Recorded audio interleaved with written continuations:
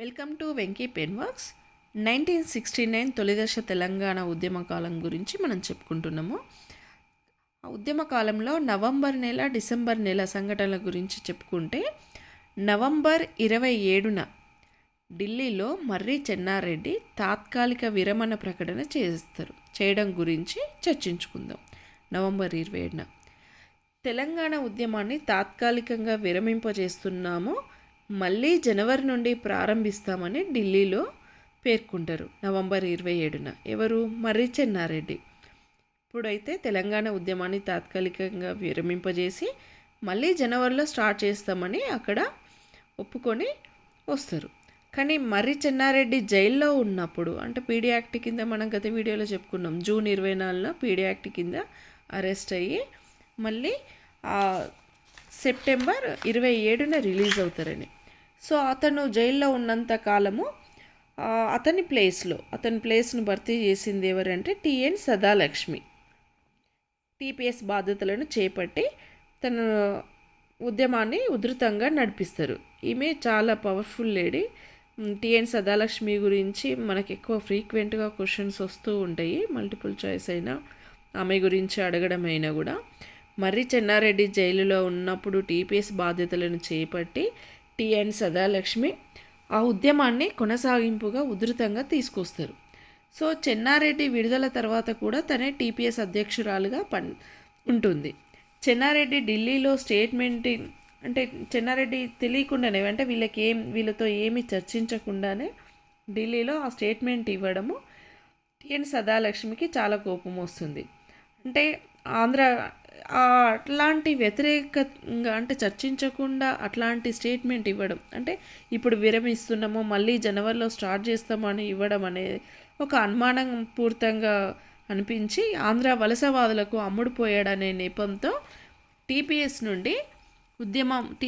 నుండి మరియు ఉద్యమం నుండి చెన్నారెడ్డిని బహిష్కరిస్తున్నట్లు టిఎన్ సదాలక్ష్మి ప్రకటన చేస్తుంది. ఎందుకు? టీపీఎస్కి అప్పటి అధ్యక్షురాలు ఎవరు? తను టిఎన్ సదాలక్ష్మి. కాబట్టి టీపీఎస్ నుండి మరియు తెలంగాణ ఉద్యమం నుండి కూడా బహిష్కరిస్తున్నట్లు చెన్నారెడ్డిని ప్రకటిస్తుంది. సో టీపీఎస్కి మళ్ళీ ఎన్నికలు జరుగుతాయి డిసెంబర్ 6న. సో డిసెంబర్ 6న ఎన్నికలు జరిగినప్పుడు చెన్నారెడ్డికి ఉన్న మెజారిటీ వలన చెన్నారెడ్డి టీపీఎస్కి అధ్యక్షులుగా ఏకగ్రీవంగా ఎన్నికవుతారు. సో దీన్ని వ్యతిరేకించిన ఇంకా టిఎన్ సదాలక్ష్మి ఇక ఆ పార్టీలో ఉండలేక పార్టీ నుండి విడిపోయి ఆమెకు సంబంధించిన పర్సన్లు, అంటే ఆమెకు సపోర్ట్ ఇచ్చే పర్సన్స్తో తెలంగాణ టీపీఎస్ను పెడుతుంది. తెలంగాణ టీపీఎస్ని ఎవరు? టిఎన్ సదాలక్ష్మి. ఇక మరి చెన్నారెడ్డి ఢిల్లీలో నవంబర్ 27న ఉద్యమాన్ని తాత్కాలికంగా ప్రకటిస్తున్నాము అని ఎందుకు ప్రకటన చేసిండు అని కారణాలు చెప్పుకుంటే 2 కారణాలు గలవు. ఎందుకు? కేంద్రము ఖచ్చితంగా చెప్తుంది తెలంగాణ రాష్ట్రంను ఏర్పాటు చేయడం కుదరదు అని. ఎందుకు? అప్పటికే కేంద్రంలో ఉన్న ప్రధానమంత్రి ఇందిరాగాంధీ పాకిస్తాన్తో యుద్ధ సంఘటనలు ఉండడం వలన, ప్లస్ తన పదవికే ఆటంకం జరుగుతుంది, అంటే తన పదవి కూడా ఉంటుందో ఊడుతుందో అనే భయాందోళనలో ఉండడం వల్ల ఇప్పుడు ఈ తెలంగాణ సమస్యను నేను పట్టించుకోలేను, తెలంగాణను ఇవ్వను అని ఖచ్చితంగా చెప్తుంది. ఇక మరొక కారణం భారత్ పాకిస్తాన్ల మధ్య యుద్ధ మేఘాలు కమ్ముకోవడము. అంటే 1971లో పాకిస్తాన్తో యుద్ధం జరిగిందని తెలుసు.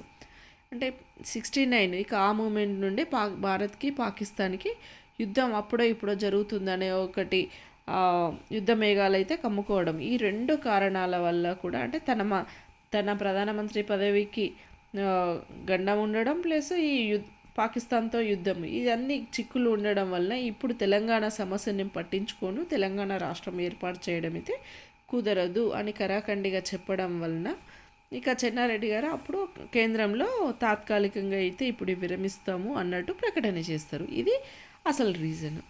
Thank you.